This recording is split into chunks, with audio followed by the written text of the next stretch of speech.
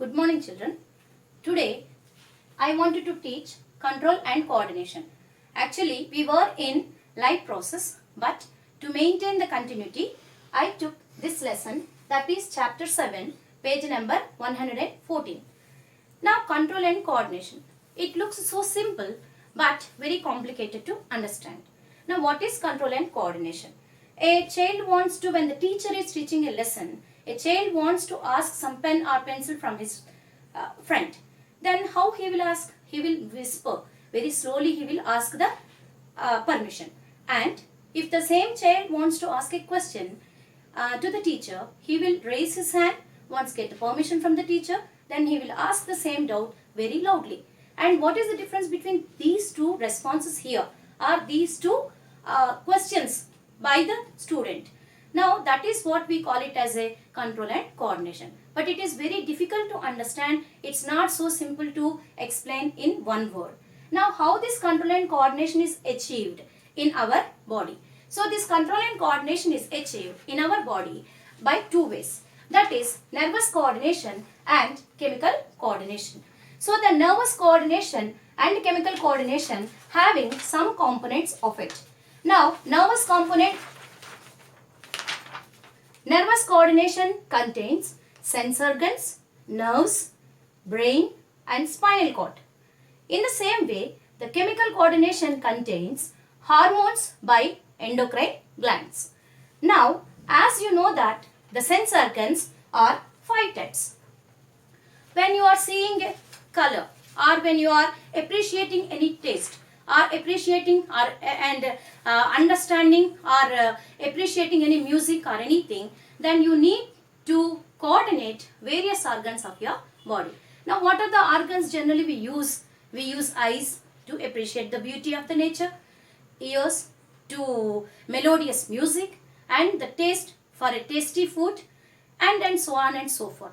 Now every sense organ has some receptor or some sensory nerve to take that message to the brain.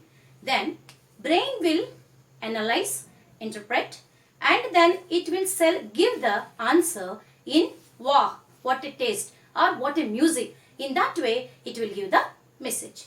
Now I wanted to tell you the receptors of our sense organs. We have eyes. The eyes have optic receptors, or this is also called as afferent neuron, and nose, olfactory, tongue, gustatory, ears, auditory, skin, sensory. But generally skin we say sensory, but the skin is having so many types of receptors, like chemoreceptors, they will deal with the chemicals, and nociceptors, next thermal receptors, like that pain, pressure, pleasure, everything will be appreciated and felt by our skin. These are called sensory receptors. Now next we will deal with every sense organ is connected to neuron. What is a neuron? Already you learnt in 9th class the total structure of a neuron. Now this is the structure of neuron. We have more than 100 billion neurons in our nervous system. The nerve cell is in this way. This is called long and fiber-like structure, which will help us to take the impulses very fast to each and every part of our body. Now it has two extended parts. One part is called dendrite and the other long part is called axon. Now what is the function of dendrite? Dendrite will receive the message from the neuron. And what is the function of axon? Axon will transmit the same nerve impulse up to the nerve ending. I am not dealing with all these parts and functions of the neuron because already you are aware of in 9th class. Just I wanted to tell you only one word, that is myelin sheath. Last year you asked me what are these darkened points. So these are called myelin sheath. This myelin sheath is made up of a fatty material. These fatty material actually not our adipose tissue. It is a special tissue called Schwann cells. They are made up of a special cells called Schwann cells. Now the nerve impulses will receive by the dendrite and passes through this axon and ends with this nerve ending. Now what will happen at the nerve ending? Nerve ending is connected with the other neurons dendrite. Now what is the now the nerve is not directly connected to the next dendrite. There is a small gap, 20 nanometer gap will be present. So this gap will be called as synapse. This is a new word for you, synapse. So what is synapse? The pronunciation is synapse. Now what is synapse? Synapse is the place where two neurons have a small gap. So how the nerve impulses will transmit from one dendrite to neuron, one axon end to next neuron's dendrite. That we will deal in the next topic. Dendrite will receive the information. The acquired information will set off some chemical reaction. So this chemical reaction will create an electrical impulse. Now electrical impulse will first travel. So information is acquired here, dendritic end. From dendritic end it will passes through the cyton. From the cyton an electrical impulse is created. The electrical impulse will travels towards this through the axon and reaches the nerve ending. At the nerve ending it releases some chemicals. So these chemicals will create again electrical impulse. Now the chemicals again converting into electrical impulse is a very complicated process. Here there are some chemicals called neurotransmitters. These neurotransmitters are the chemicals which help in acquiring the information and passing the information from one neuron to another neuron. So generally the neurotransmitter which we know are acetylcholine. This is commonly called as choline. Now this choline will play a major role in our information acquiring from one nerve cell to another nerve cell.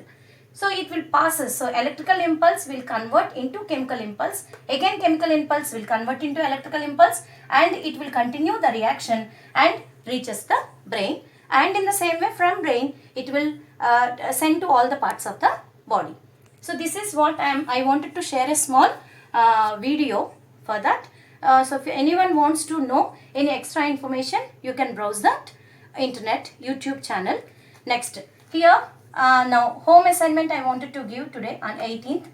Draw neuron and label activity 7.1a. 3 parts are mentioned. By understanding this neuron structure, you have to label these parts. So I want the homework in your homework book with a date mentioned there. Thank you children. Thank you.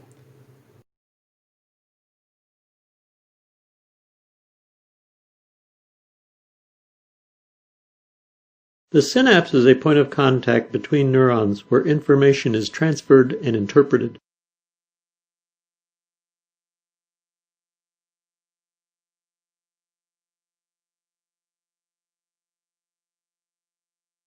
The axon of the presynaptic neuron ends in a button-like ending on dendrites of postsynaptic neurons. The presynaptic neuron is separated from the postsynaptic neuron by a space called the synaptic cleft. Within the terminal of the presynaptic neuron are vesicles containing neurotransmitter chemicals. In this illustration, the chemical is acetylcholine, a common neurotransmitter in the nervous systems of both insects and vertebrates. The membrane of the postsynaptic neuron next to the synaptic cleft is differentiated and contains ion channels that are regulated by the neurotransmitter chemicals released from the presynaptic neuron. The postsynaptic ion channels have a receptor site that binds the neurotransmitter chemical from the presynaptic neuron. Information comes into the synapse as a frequency of action potentials in the presynaptic axon. Depolarization of the neuron membrane by the action potentials opens calcium channels and allows calcium entry into the presynaptic terminal. The calcium ions assist in the migration and fusion of the synaptic vesicles within the membrane of the presynaptic neuron. Fusion of the synaptic vesicles with the membrane releases the neurotransmitter chemicals into the synaptic cleft. The number of vesicles that release neurotransmitters is proportional to the number of incoming action potentials. The released neurotransmitter chemical diffuses across the synaptic cleft and binds with its receptor on the ion channel of the postsynaptic membrane. Receptor binding of the neurotransmitter chemical causes the ion channels to open. Cations such as sodium flow along their electrochemical gradient from the synaptic cleft through the open ion channels and into the synaptic neuron and cause a localized reversal of the electrical charge of the postsynaptic membrane. If the depolarization of the postsynaptic membrane is sufficiently great, it will stimulate a new frequency of action potentials to form in the postsynaptic neuron. The acetylcholine neurotransmitter chemical is degraded by a cholinesterase enzyme located in the synapse. Cleavage of the acetylcholine causes the ion channels to close.